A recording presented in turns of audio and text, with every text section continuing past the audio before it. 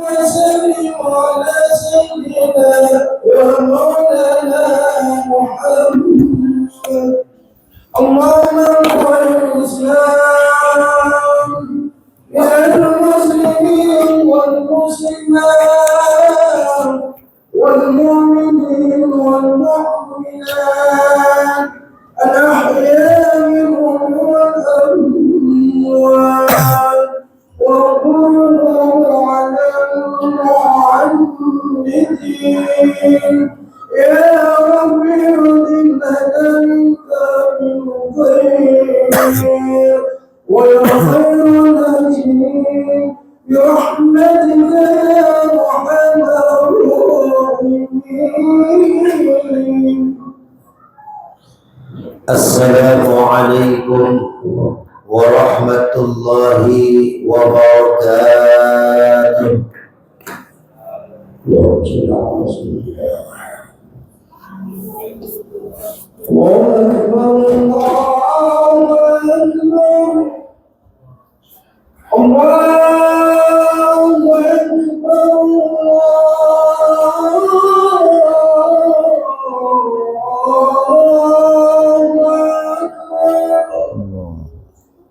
أشهد أن لا إله إلا الله.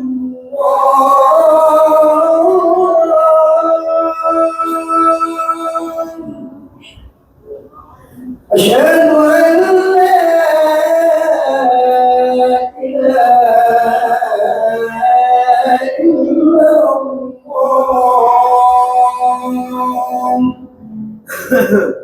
أشهد أن محمدا رسول الله.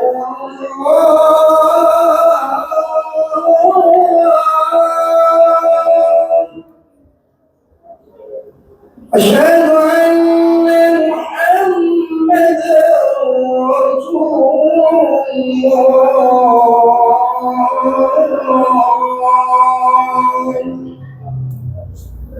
حي على الصلاة.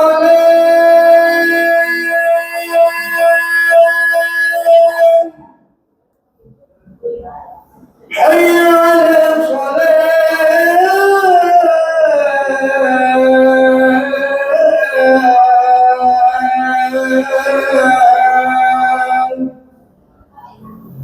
حي على الفلاح.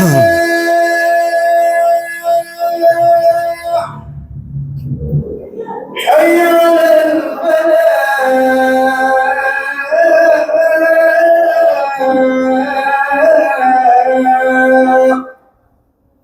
الله أكبر الله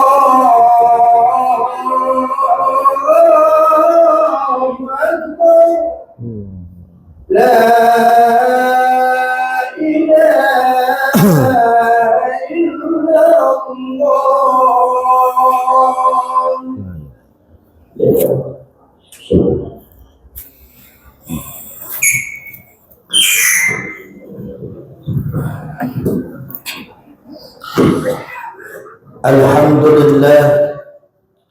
الحمد لله الذي قد أعطانا نعمة كثيرة وكبيرة لنا، وهي نعمة الإيمان والإسلام.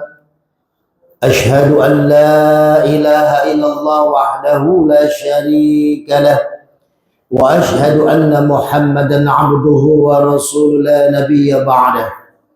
اللهم صل على سيدنا محمد وعلى آل سيدنا محمد كما صليت على إبراهيم وعلى آل إبراهيم في العالمين إنك حميد مجيد. فيا أيها الحاضرون، أوصيكم ونفسي بتقوى الله فقد فاز المتقون.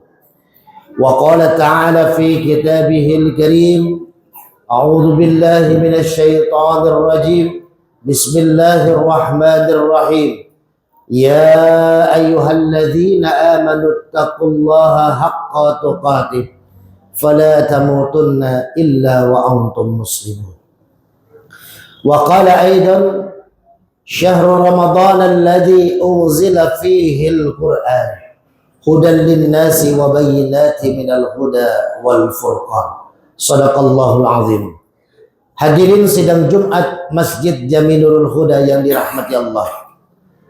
Alhamdulillah, sampai dengan hari ke-16 ini di bulan Ramadan kita masih diberikan nikmat iman Islam sehat walafiat, sehingga kita bisa berkumpul untuk melaksanakan ibadah salat Jumat secara berjamaah. Mudah-mudahan ibadah kita diterima oleh Allah Subhanahu wa taala. Amin. Salawat dan salam semoga senantiasa tercurah kepada pemimpin alam Nabi besar Muhammad sallallahu alaihi wasallam, kepada keluarganya, para sahabatnya, dan mudah-mudahan kita yang hadir di masjid ini beserta keluarga kita mendapatkan syafaatul uzma di yaumil akhir nanti. Amin. Amin ya Allah ya rabbal alamin. Hadirin sidang Jumat rahimakumullah. Khatib berwasiat untuk pribadi khatib dan juga kita semua yang hadir. Mari sama-sama kita tingkatkan takwa kita kepada Allah dengan imtithalu awamirihi wajtinabu nawahi. Kita berusaha tiap harinya, tiap saatnya selalu evaluasi diri, introspeksi diri. Sudah sejauh mana kita menjalankan perintah Allah dan sudah sekuat apa kita meninggalkan segala macam yang dilarang oleh Allah Subhanahu wa taala. Mudah-mudahan kita termasuk golongan orang-orang yang muttaqin, orang-orang yang bertakwa di sisi Allah Subhanahu wa taala. Hadirin sidang Jumat rahimakumullah. Kita tahu di bulan Ramadan banyak kemuliaan dan keistimewaan yang diberikan Allah kepada kita, umat Nabi Muhammad sallallahu alaihi wasallam. Dan salah satu hadiah terbesar yang Allah berikan kepada umat Nabi Muhammad sallallahu alaihi wasallam di bulan Ramadan ini adalah turunnya Al-Qur'an. Al-Qur'an diturunkan oleh Allah Subhanahu wa taala kepada Nabi Muhammad melalui malaikat Jibril, sekaligus 30 juz diturunkan oleh Allah kepada Nabi Muhammad melalui malaikat Jibril. Lalu oleh malaikat Jibril diberikan kepada Nabi Muhammad berangsur-angsur. Maka hadirin yang dirahmati Allah, ada pendapat ulama yang mengatakan turunnya Quran di malam 17 Ramadan itu bertepatan dengan turunnya malam Lailatul Qadar saat itu. Kita tahu di dalam Ramadan ada keistimewaan lainnya, yang mana jika kita beribadah di hari, di malam yang bertepatan dengan turunnya Lailatul Qadar, maka kita akan mendapatkan kebaikan senilai 83 tahun usia kita. Hadirin yang dirahmati Allah, maka begitu pentingnya Allah menurunkan Al-Quran. Untuk apa? Di dalam Al-Baqarah 185 masih berkaitan ayat-ayat puasa. Setelah 183, 184 menerangkan tentang puasa, 185 menerangkan tentang turunnya Al-Quran. Syahrul Ramadan alladzi unzila fihi Al-Quran. Bulan Ramadan di mana diturunkannya Al-Quran. Untuk apa Al-Quran diturunkan? Yang pertama, hudal linnas, sebagai pedoman umat manusia. Tadi ketika saya berjalan dari Cimanggis ke masjid ini menggunakan kendaraan roda 4, hujan tidak berhenti. Melihat Google Map, sepertinya kalau lewat jalur biasa akan telat sedikit Jumatan. Pada akhirnya kita buka Google Map, kita lewat jalur tol, keluar tol Kukusan sampai jam 12 kurang 15 menit. Ternyata Google Map ini sangat membantu di perjalanan agar kita mencapai tujuan tidak terlambat, tidak kesasar, itulah salah satu bentuk Al-Quran diturunkan. Al-Quran sebagai barometer Google Map kita dalam hidup. Kita bingung arahnya kemana. Ketika punya masalah, apa solusi yang kita mau lakukan? Maka Al-Quran adalah jawabannya. Para nabi dan rasul sudah mengingatkan dengan kisah-kisahnya.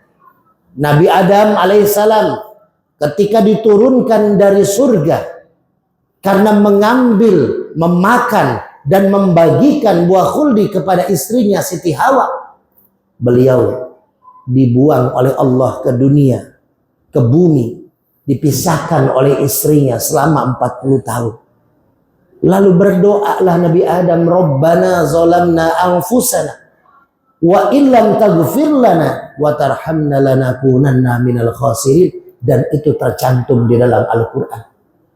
Ketika kita punya masalah, ketika kita jauh dari keluarga, ketika kita butuh seseorang yang sangat kita sayangi, tapi dia entah ada di mana, maka ayat ini bisa menjadi zikir kita, bisa menjadi bahan kita untuk menenangkan hati kita.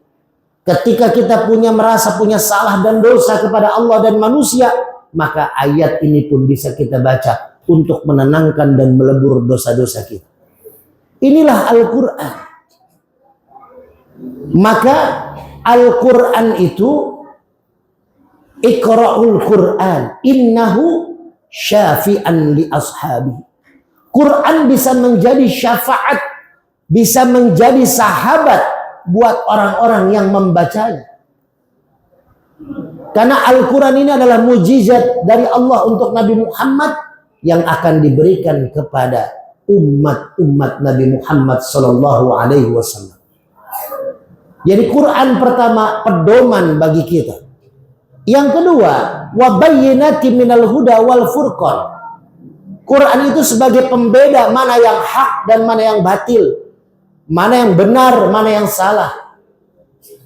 Bahkan kalau di rumah kita merasa tidak nyaman, tidak betah kita di rumah, maka Rasul mengatakan baiti jannati, rumahku adalah surgaku. Kenapa?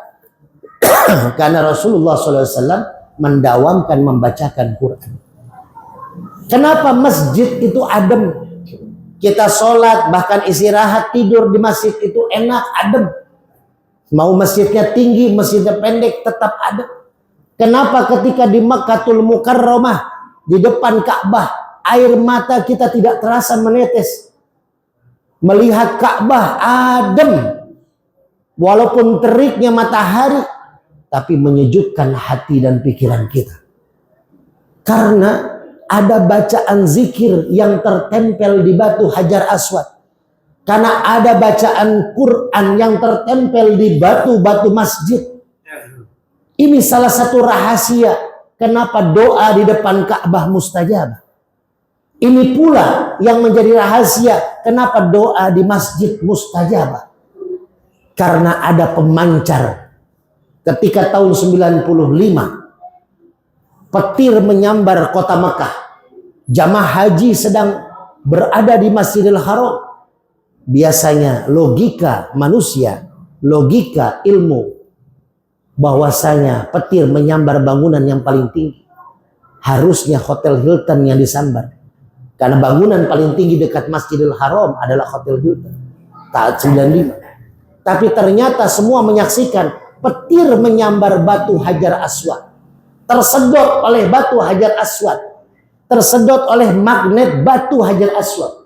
Apakah ada kehebatan di batu itu? Tidak ada. Itu batu biasa. Bahkan Umar bin Khattab mengatakan, kalau aku tidak melihat Rasulullah mencium batu itu, aku tidak akan mau mencium batu Hajar Aswad.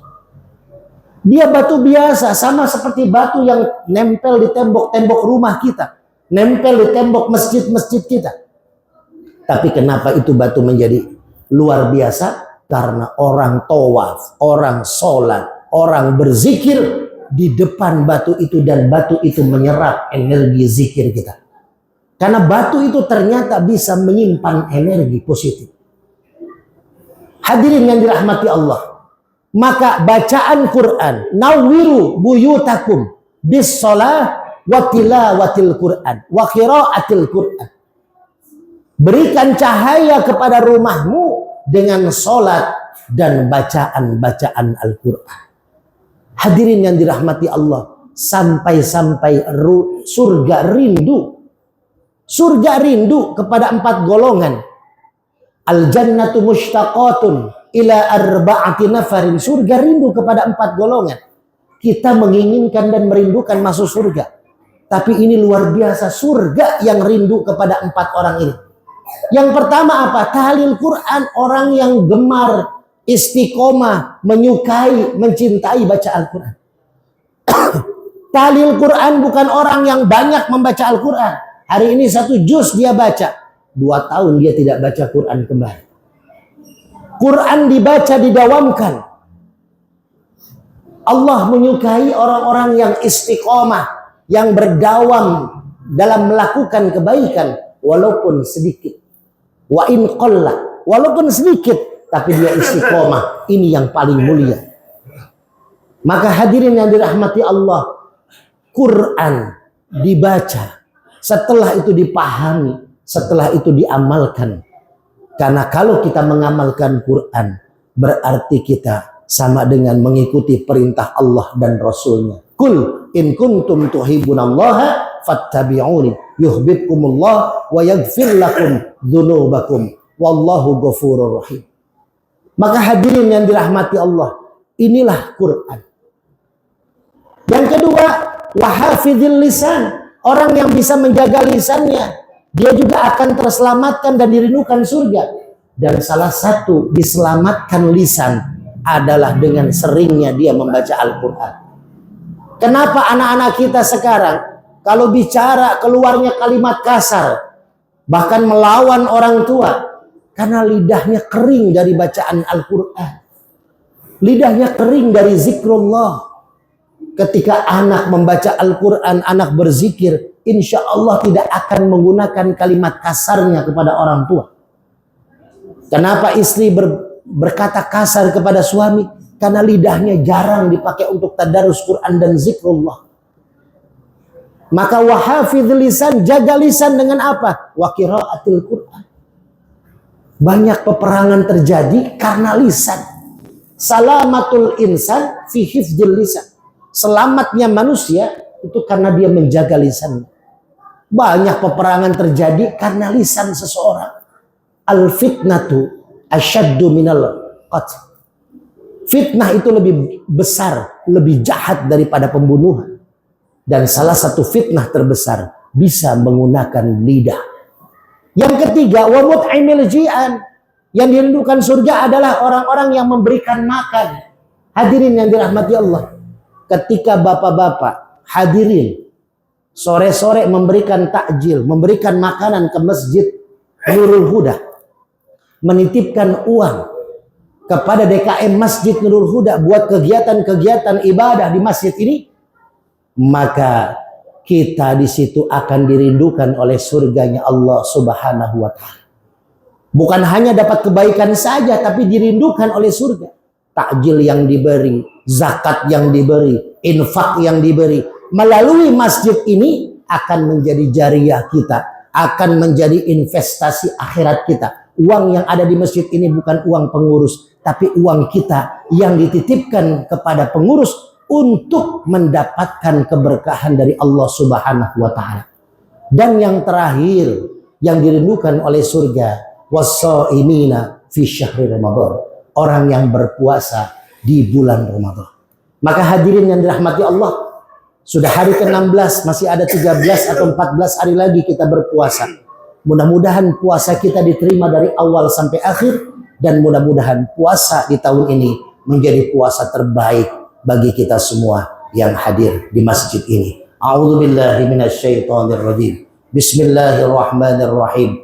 Wal 'ashri innal insana lafi khusrin illa alladziina aamanu wa 'amilus shalihat wa tawasaw bil haqq wa tawasaw bis sabr. Barakallahu li wa lakum fil Qur'anil 'azim wa nafa'ani wa iyyakum bima fihi minal ayati wa dzikril hakim wa taqabbalallahu minni wa minkum tilawatahu innahu huwas sami'ul alim.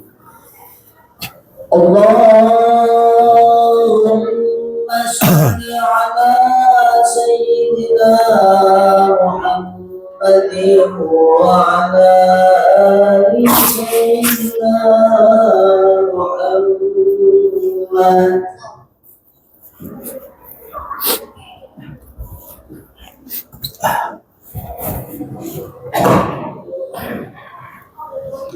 Alhamdulillah nahmaduhu wa nasta'inuhu wa nastaghfiruh wa na'udzu billahi min shururi anfusina wa min sayyiati a'malina man yahdihillahu fala mudilla lahu wa man yudlilhu fala hadiya lahu ashhadu an la ilaha illallah wahdahu la syarika lahu وأشهد أن محمدا عبده ورسوله لا نبي بعده فيا أيها الحاضرون أوصيكم ونفسي بتقوى الله فقد فاز المتقون وقال تعالى في كتابه الكريم أعوذ بالله من الشيطان الرجيم بسم الله الرحمن الرحيم يا أيها الذين آمنوا اتقوا الله حق تقاته فلا تموتن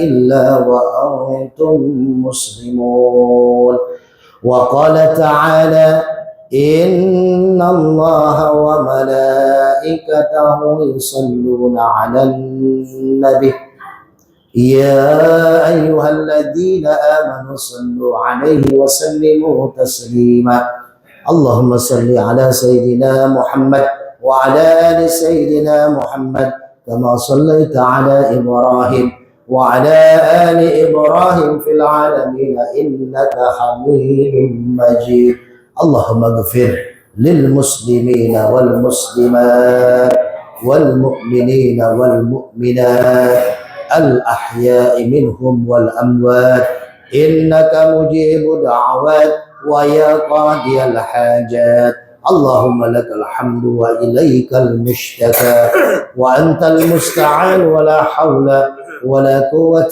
إلا بالله العلي العظيم ربنا آتنا في الدنيا حسنة وفي الآخرة حسنة وقنا عذاب النار عباد الله إن الله يأمر بالعدل والإحسان وإيتاء ذي القربى وينهى عن الفحشاء والمنكر والبغي يعظكم لعلكم تذكرون فلذكر الله أكبر أقم الصلاة